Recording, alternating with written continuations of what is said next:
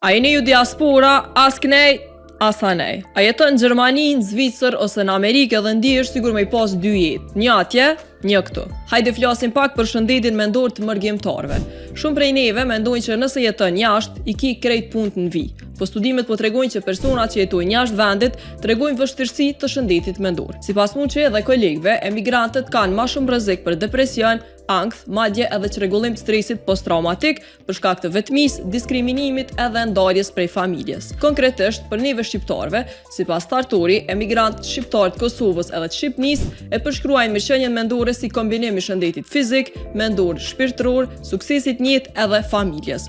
Kur këto lëkunden, sidomos kur je larg familjes, shfaqet shumë stres, mërzi, ndjenja të bëshllëkut dhe simptoma të tjera.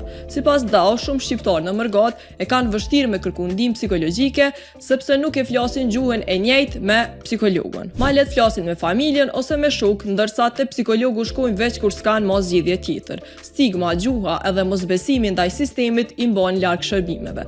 Validemaj ka gjetë që shqiptarët në Amerikë ndihen ma mirë kur arrin me qenë pjesë e të dy kulturave.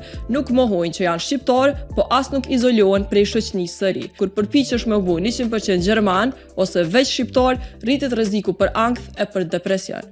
Për shumë shqiptar jashtë ka edhe një stres tjetër, traumat e luftës. Sipas këtij artikulli, rezultatet tregojnë se 60% e refugjatëve të Kosovës në SBA kanë pas simptoma të forta të stresit posttraumatik, rikthime të kujtimeve të këqija, makthe e tension të trupit. Kjo traumë shpesh nuk mbetet në Kosovë, po shkon bashkë me njerëzit. Pra, nëse jetu i pas këto simptoma, ti nuk je i dobët. Studimet tregojnë se ti jetu e bart një barë shumë të rënd krahët e tu.